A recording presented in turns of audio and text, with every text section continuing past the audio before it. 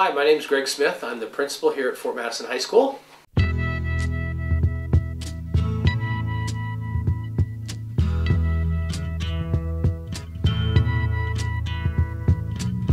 There's something happening here, but what it is ain't exactly clear.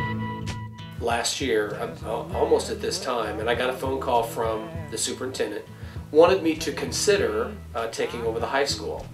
And as he asked me that question, you know, it was never anything that I ever considered.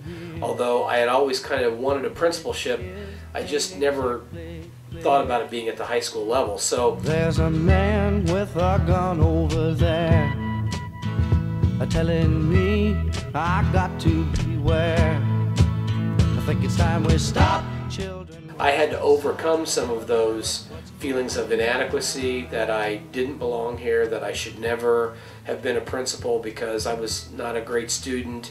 But I think that message, as I share it with kids, is a very powerful one, and it goes directly in line with what we're trying to teach them, and that is that, you know, we can make mistakes, we can make bad choices, we can still pick ourselves up by the bootstraps and do something really awesome and make our life very successful. I'm very happy to have Mr. Smith as our principal. He's really changed the atmosphere in our high school. I think kids are enjoying coming in. He greets the kids every day. There's battle lines being drawn. Nobody's right if everybody's wrong. I'll never forget the first day that I was going to substitute. One of the teachers looked at the other one and said, "Is that Greg Smith?" The other one paused for a minute and he said, "Yeah, I think it is." And the first guy said, "Well, is the janitor sick today?" And so I like to relate that story because it says a lot about sometimes how we in this business have preconceived notions about kids.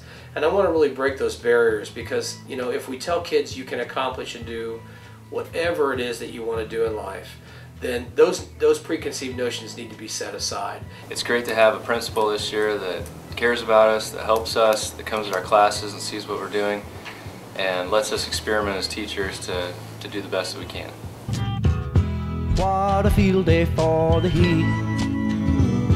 1,000 people in the street, singing songs and carrying signs, mostly say. The thing that I had almost forgotten was just the joy and the power of being in a building with kids every day and saying good morning to them in the morning, seeing them work in the classroom, talking to them at lunch. It just really reminds you constantly of why we do what we do and really what's important about being in education. Stop, hey, what's that sound? Everybody look what's going on. Stop, hey, what's that sound? Everybody look what's going. We better stop now. What's that sound? Everybody look what's going. We better stop, children. What's that sound?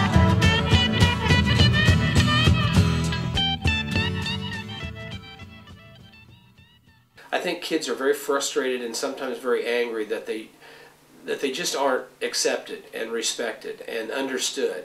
And I'm sure that we were that way when we were kids. It seems like it's more of an epidemic now than it ever has been before. So the message would be that we do care, we do respect you, we do want what's best for you, and no matter what decision we make or how we approach a situation, you need to understand that it's always about your best interest, and even though you don't agree, we really are looking out for you and what's best for you always.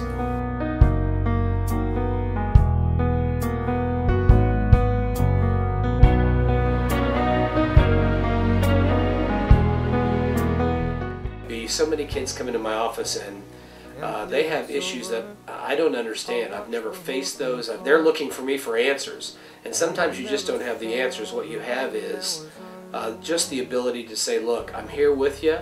We're going to work through this together. It's going to take a while. It's not going to be an easy fix.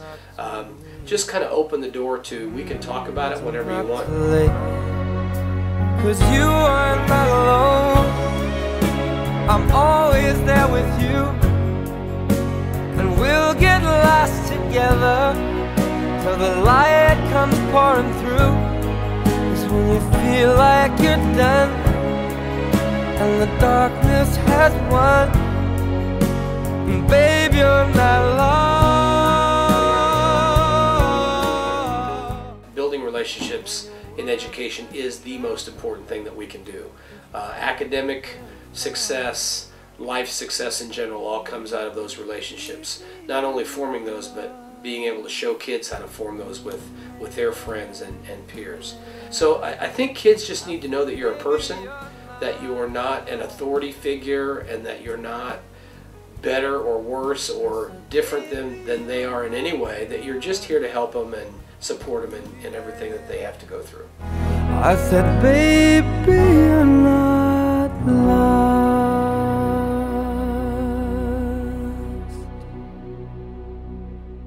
Kids are coming from tougher lives and worse families, and some of them come to us without shoes on and haven't had breakfast, and all of those things that kids are dealing with in their lives that we really don't have a lot of control over. No father figure in the house, and I'm wondering how I'm gonna work it out.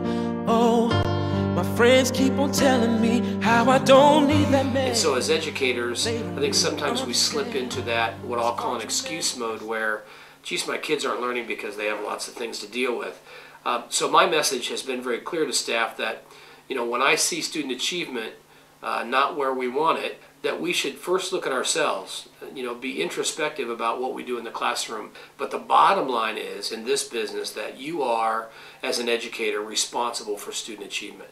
You are the person that has control over how that kid does in the classroom, and that's based on your skills. And so we just need to continue to work on those skills and hone those skills and be better for kids in the classroom. Because there's nobody else for me, no. Hang there with me. Sometimes it takes a different kind of love to raise a child. So don't give up. Don't give up. When pressures come down. Sometimes it takes a different kind of dream to make you smile. So raise it up. So we want to build community here. We want to treat kids like they go home with us at night, that we're responsible for them 24/7. And I think one of the things kids are missing today is that sense of, where do I belong? Where do I fit in? Who truly cares about me?